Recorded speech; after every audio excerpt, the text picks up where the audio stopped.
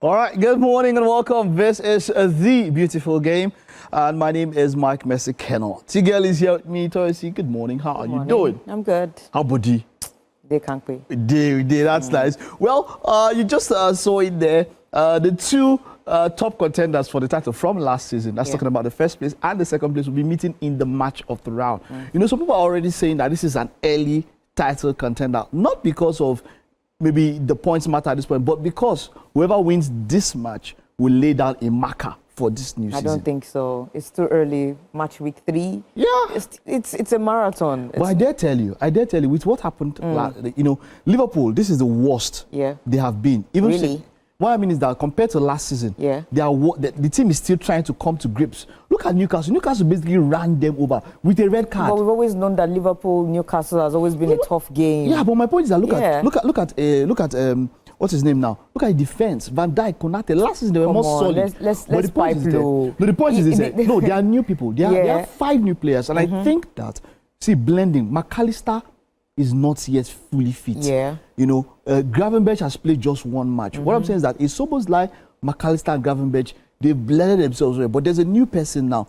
I feel like Liverpool, this is the worst they can be. With time, they'll probably blend and get better. They're not the only team having new, so many players that they but my point is that, look, whoever wins this match is a marker. Baba, now motivation. Well, first I'm saying, I'm not seeing it that way. You don't think that way? Arsenal can win this game and still drop points, you know, where it matters most. Just like Ferguson always say, the league itself, it's not about winning the top 6 matches or where you're having your top 4, you're winning top 4 games. You can win. Arsenal has not lost to top 6 in how many years now? Well, and where's the APL trophy? You're right. So there's no bragging rights in that. You're right. Every other teams, you have to beat stubborn Bournemouth. You have to go to the Molineux on a cold Monday evening or night and win there. Sunderland now, the Stadium of Light. We've always known that. But they have Gyökeres. I beg you. Not only Gyökeres. It's Gyökeres. Now Yoke. I'm happy for them that they have a striker. They have a striker now. He scored a brace. He already has 2 goals. He scored a brace on Saturday. Yeah. It's a matter of consistency. Can he continue to churn out those goals and also score them when they matter the most? Score against big teams, help them in the Champions League, help them get to the help them win the league itself. Yes, there's a Berchiese. I'm happy for them. They've been able to do some business that, you know, were quite needed. Okay. And they've also done some business for the squad depth too as well. So Arsenal looks settled. They look the most settled side in the league, but that does not translate to. Oh yeah, definitely that does not translate. But I dare say that whoever wins this match just has motivation. This is a match before international break. Yeah. It's not like you don't have next week to sort it out when you mess up. Whoever takes the lead now will probably be on top of the table for 2 weeks. Yeah. And you know that I'm just saying that ginger. Yeah, you take that momentum to the international break, you come back. And look, from what we saw from Man City, I was surprised. I expected Man City to. I feel, yes, it's Tottenham, and like Tottenham have their number. Yeah. But you could see some frailties.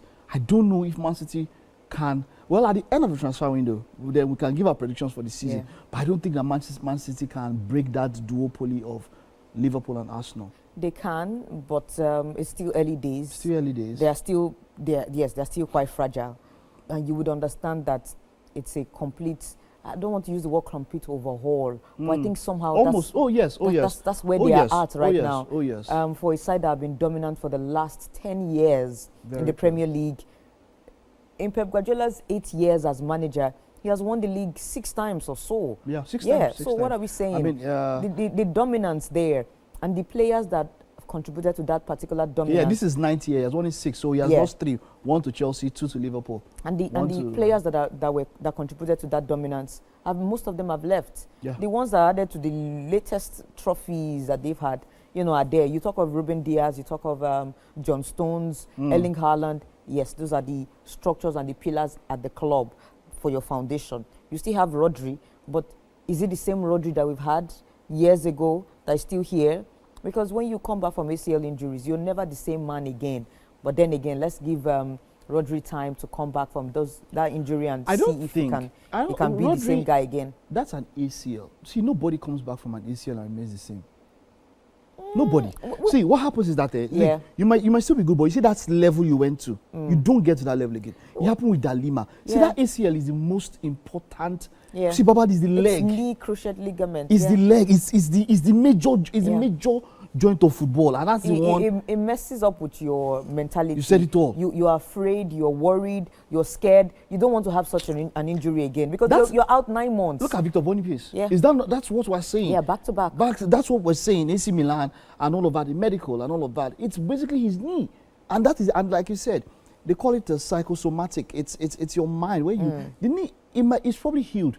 But you see that mindset, to get yourself back into it. The knee is very fragile. There are not so many flesh around there. Yeah, it's a hard injury to get back from and remain at the level. I'm not saying and it's very fact that you are out for like 8-9 months. Depends on your healing process. But you're out for months. You're not playing football game. Basically a whole season. Yeah, and is that you're already getting fat or you're adding weight, and then the psychology part is there too, where you come back. Can you come back to that same level where you left it off?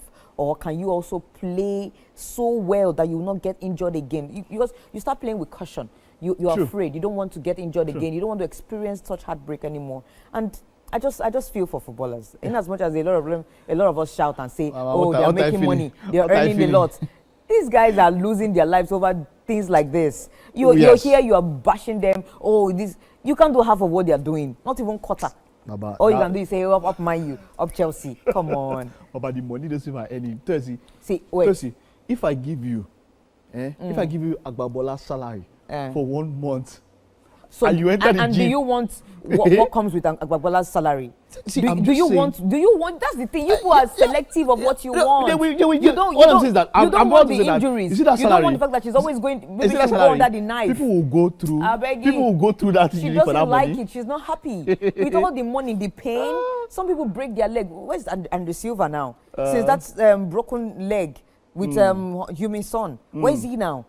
Okay, well, look at the old money. It does, but the money is there. But let's we'll enter the Champions League and talk about the draws. But let's just wrap up this one. Now, Liverpool Arsenal is happening this weekend. We just saw the highlights and all of that. Based on what we've seen so far this season, Liverpool have looked shaky. They've conceded 4 goals in 2 matches. Arsenal look more solid defensively. They look like nobody. There was no change of personnel in defense. Of course, they're bringing a new defender, Hincapi. But of course, you know that the double pivot, Mosquera from Valencia. But you know the double pivot of Saliba and Gabriel is still there. Of course, what's his name now? Timber is there. Who's the guy on the other side now? Calafiori. They look solid there. What do you think will happen with this game? Well, like I said earlier, Arsenal are the only side in the Premier League where they have their pillar players. Still in place. The structure is still there. From the goalkeeping position to the defense, even to the midfield. To the midfield, yes. And in attack too as well. Yeah, at least there's a Saka who is still there. All he did was sign few players to compete with each other in some areas, and the ones for the squad depth. And that's the best way. When there's somebody established and you can compete with them. For the squad depth, when this person is injured, you can easily slot in and all that. But Saka is injured. Saka will not be there. Odegaard will not be there. So they already have Noni Madueke and Eberechi Eze. So we're expecting Eberechi Eze to make his debut. Nicely slotting. It's a no-brainer from Mikel Arteta to start because he has a Merino.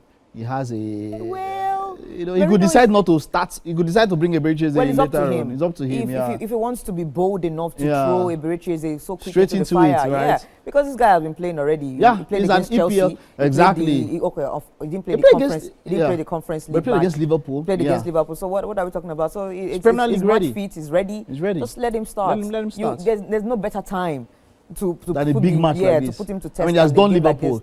He beats Liverpool at that. I just feel like for Arsenal, aside from the fact that they're settled, they also have one thing going for them: the fact that Mikel Arteta himself, when it comes to the defensive angle of the game, and this season, it looks like the set-piece masters will continue again. They scored 2 set-piece goals against Leeds United. They scored a set-piece goal against Manchester United too in their first game.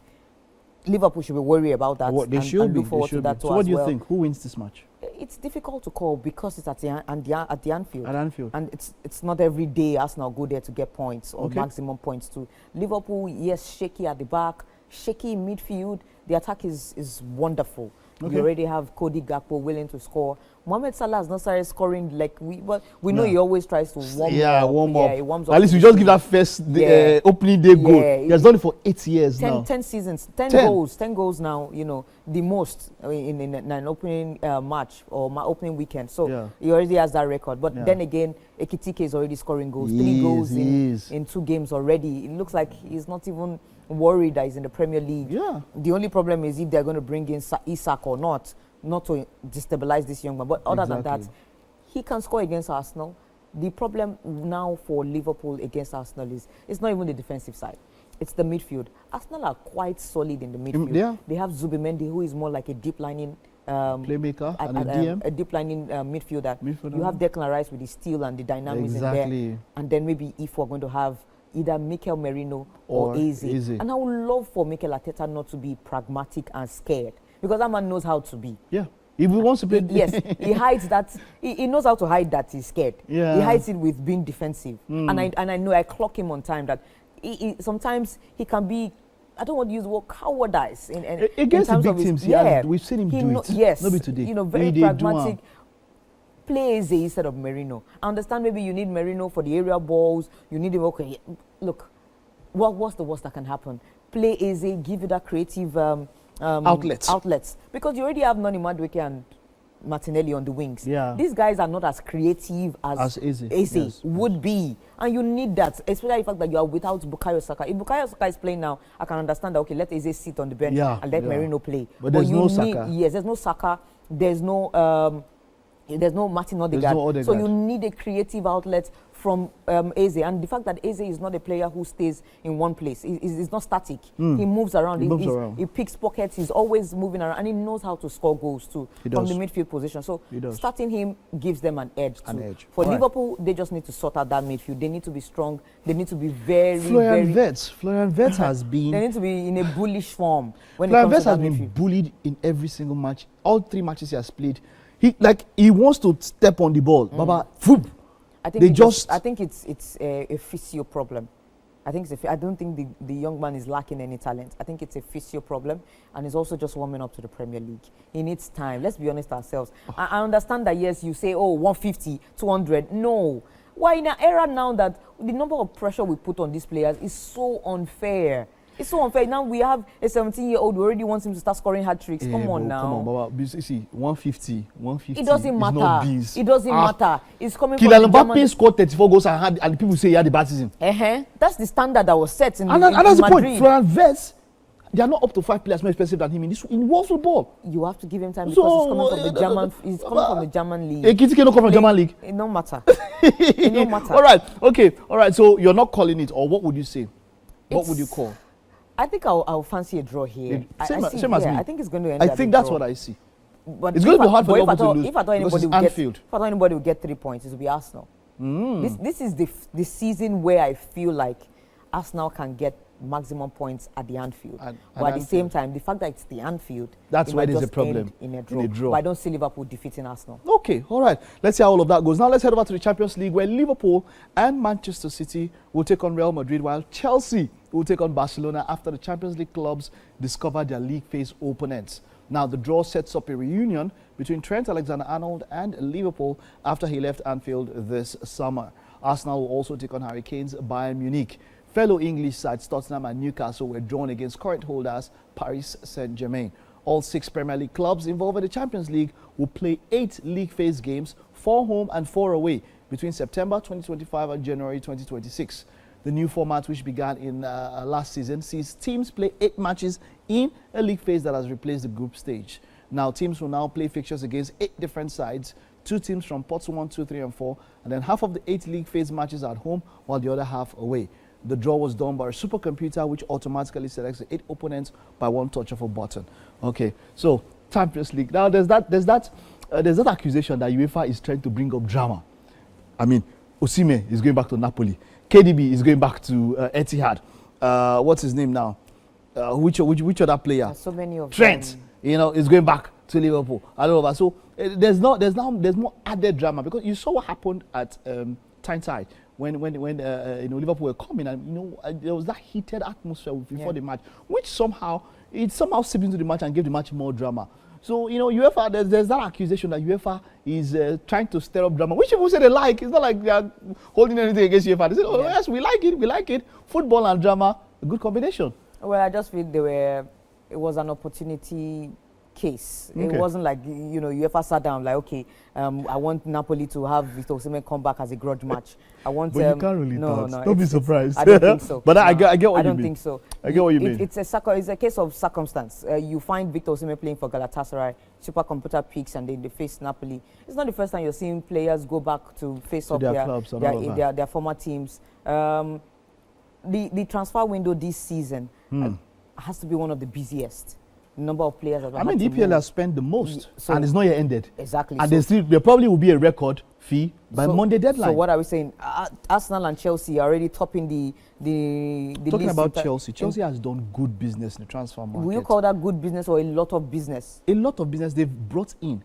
In fact, Nicholas Jackson has just gone for a 50 million loan. Yeah. They brought in over 300 million from sales. So net is good. Well, for net's good. That's but what I mean. The number of players that they bought. No. Number of players, that's another issue. Yeah.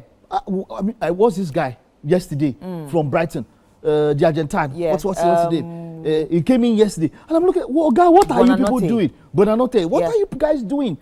But my point is that they brought in 300 million. They've spent what I'm saying is that they've balanced books.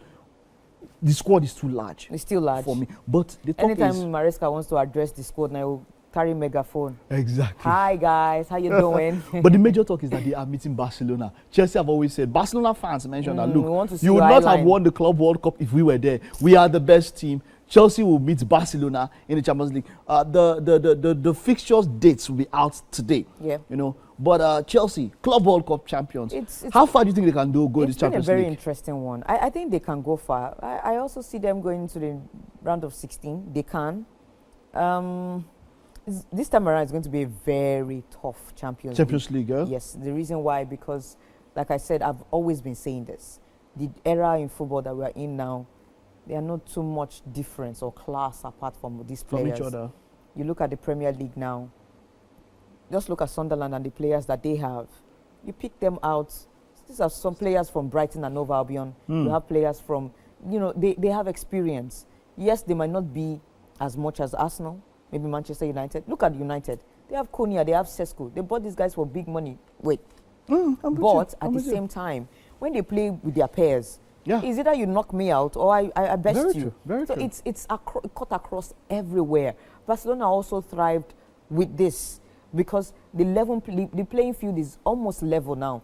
The only thing you have difference is when you mention household names like United in the Premier League, Arsenal, Liverpool, Manchester City. You mentioned Real Madrid, Barcelona. That's why I always tell people, be careful how you invest on the prediction platform. Yeah. Be careful how you invest, because don't go with name. You might go with name, but check the players that are there.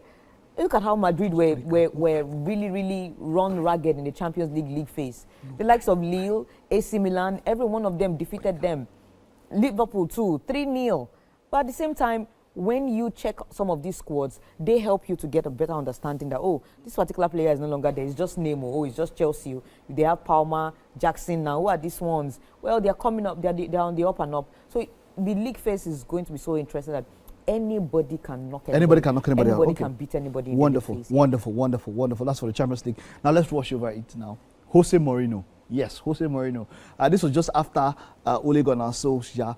Jose Mourinho has, of course, it's no longer news that Jose Mourinho has been sacked as coach of Fenerbahce. This happened just a day after they lost to Benfica in qualification for the Champions League. He just spent 1 year, 1 season there.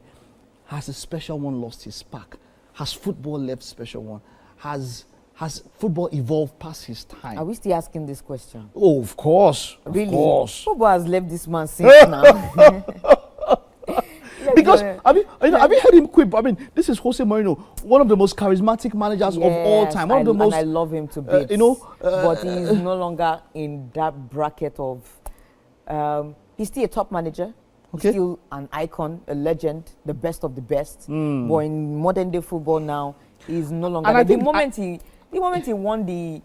joined AS Roma, That was it. And I think this is fact. Let's be honest. People are talking about opinion. This is not opinion. This is fact. No. It's the fact. moment you joined AS Roma, yeah. that was it. I mean, because there's you Roma. cannot tell me you Look go at from Roma. that to AS Roma. And then Tottenham, and then... No, it was from Tottenham to AS Roma. Roma. That's what I'm saying. So even Tottenham, first of all, was a blowdown. AS Roma, then what? Turkey.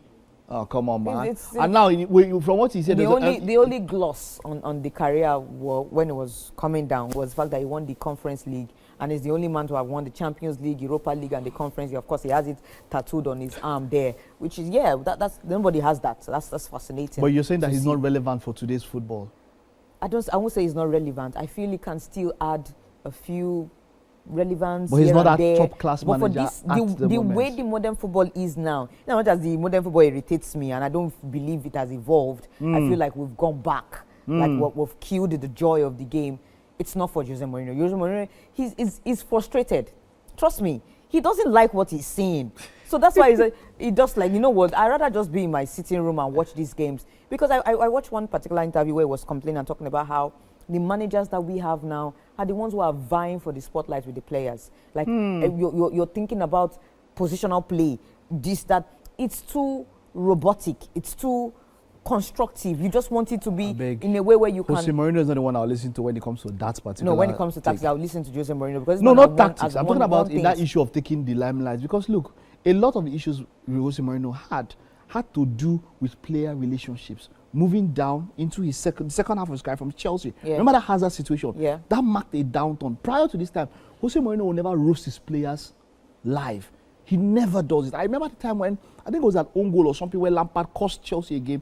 Jose Mourinho, he says, it's my fault. These ones, they know the year word. He says it's my fault. These ones, they know the year word. They are stubborn. Jose Mourinho would hang his particular players out to dry. Because he was dealing with matured players. Pick Jose. And they don't make mistakes. You don't talk to Lampard or Terry. No, you don't talk to them.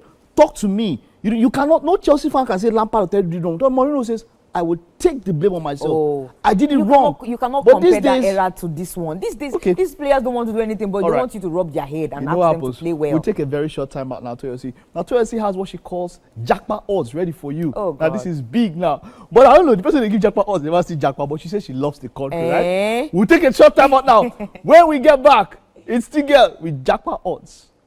Come back and thank you for staying with us. It's Jackpot Odds, as we call it now. This is our investor segment. Tips for the weekend. We're taking a look at the three major leagues. We're looking at the Italian League, Serie A, and the Premiership. But let's start off with the Serie A.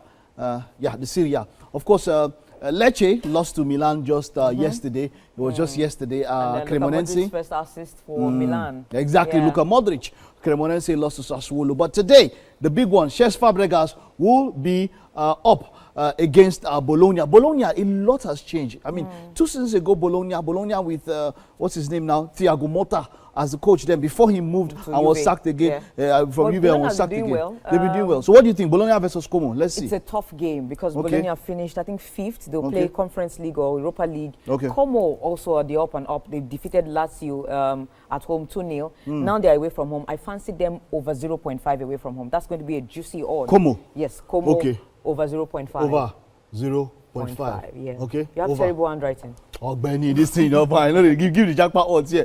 Bologna come over 0.5. Yeah, let's go. Yeah. Parma Atalanta. I think I'll go with over 1.5. Okay. Yeah, 1.5 here. Okay. I'll go with Napoli straight win over 1.5. Yeah. Straight win over 1.5. Oh yeah. Pisa versus Roma. I'll go with X2. X2? Yeah.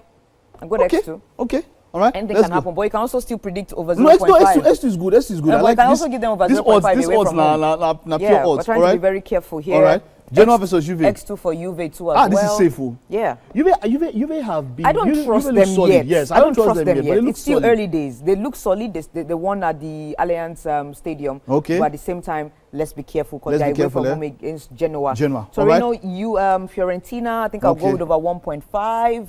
Okay. There should be goals here. Inter Milan, I'll go with a straight win for Inter Milan. Straight win for Inter Milan. Against this thing. Udinese. Okay. All right. So then let's see Lazio. So we just have the final one here. Lazio, Hellas Verona. Lazio, exactly. Lazio I think I'll go both teams to score. Both teams to score. Yeah. Go. Okay, just a minute now. Go there.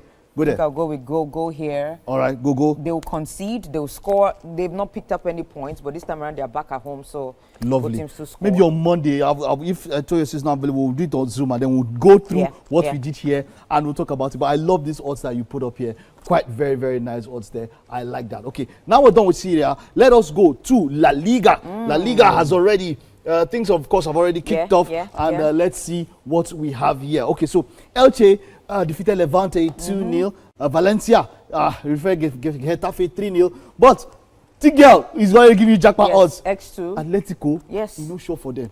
I said Atletico X2. will lose this match. That's X2. No, they won't lose. See, for me, they know what's at stake. They won't lose. Atletico. Anybody win. Okay, I think I fancy that too. Anybody win. Fine. Anybody win. Atletico Alaves. I'll go with over 0.5 here too for I feel you on this Sociedad. one. I feel you on this one. Girona, these two, I think I'll go with go. Okay. Yes. Okay. Anybody would lose. Anybody win here too. But both teams to score. Madrid straight win over 1.5. Straight win over 1.5. Yeah. Just to push the Celta Vigo Villarreal. This is around over 1.5. Both teams to score here too as well. But let's keep it simple at over 1.5. Okay. Betis Bilbao. Wow, this is a beautiful game. Okay. Another over 1.5. 1.5. I also fancy both teams to score, but keep it simple at over 1.5. Right, the final match. Espanyol will take on Osasuna. I'll go 1x. 1x for Espanyol. Yeah. I would also go that. I like that. That's quite a very good one there. Okay, so that's it for La Liga. Now let's go to the EPL. And of course, it's going to be match week 3. It all kicks off with midday, early kickoff. Naturally, I always stay away from early kickoff. Anything 12:30. I don't want it because it's always like bad omen. See, for you know what I want to tell you something. See, you sabi this thing. You sabi this thing. It's bad omen. Trust me. Okay, because so let's City see. lost. Okay. City scattered so many people's ticket last week with the early kickoff. That City was over 1.5. But at the end of the day, even over 1.5 can still fly. Okay. Yeah, over 1.5 can. Yes. It's a London derby. Chelsea Fulham over 1.5. It's a London derby. 12:30. Maybe the lineups are out. Burnley. That's your jackpot. That's your jackpot. You don't jackpot. No, I cannot in any. How are you so sure? Today, it can be today. It can be today. Today, it can be today. It can be today. Look at Ruben Amorim. Look at what Ruben Amorim said. But then again, wait. I know. But I said that you can go with over 1.5 still. Look at what, if we're being honest. Look at what Ruben Amorim said at his. In fact, they even told him that, Oga, you cannot be that honest and open. And said, no, that's me. You cannot be telling me that sometimes I feel like I hate the players. Sometimes I love the players. I want to leave sometimes. Defeats don't make them confused now. What do you expect? They don't beat up. Yes. Did you not see him against Grimsby? That one is even small. Did you see him against Grimsby during the penalty shootout? He did not watch. He was down. He did not watch. Fernandez's penalty. And I say something, and this is big. As a leader, there are times your team will need you. Imagine the young boys looking to their coach to get some ginger, and the coach is. Wait, what kind of ginger do you want me to get? It's penalties. Ginger me. Look at him. Is my ginger going to make you play the penalty well? Because he knows that he has a bunch of useless players.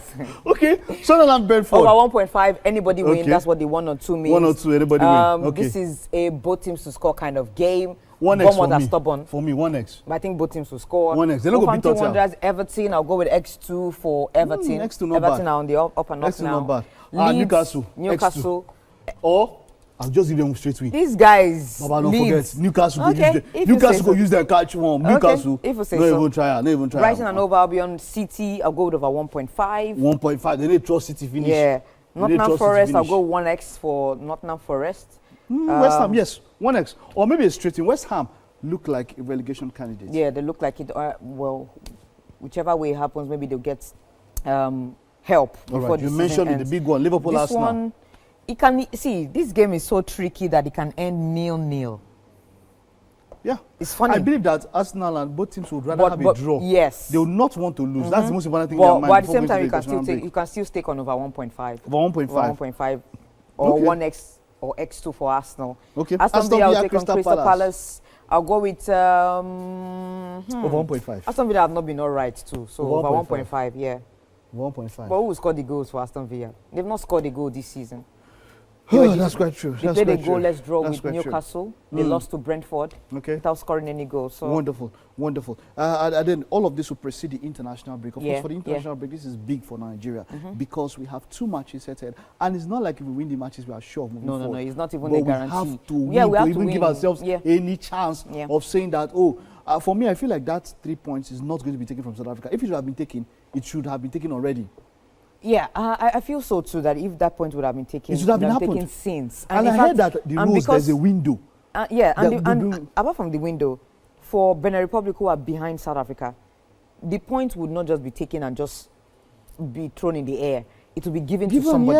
Yes. So now it's going to be given to Benin. Now. I remember, what's his name now, Genetro, soliciting for the fact that let us play the qualifiers after you have deducted those points or your decision. We need to know where we stand. On time. So are you giving me are you giving me those points so that we know that we're fighting for going on top of the table? Or you're not giving us those points, you're staying with South Africa and we know what we're fighting for. We're fighting to close the gap. Whichever way it is, we need to know our fate before we play those qualifiers. Nigeria is out of it. They're not in that conversation. I don't know why we're putting ourselves in that conversation. It's none of our business. We like to put our mouth in what does not concern us. What concerns you is qualifying for the World Cup. And how are you going to do that? Because beat South Africa, beat South Africa is on 13 points. Those who are on best losers are on 12 points.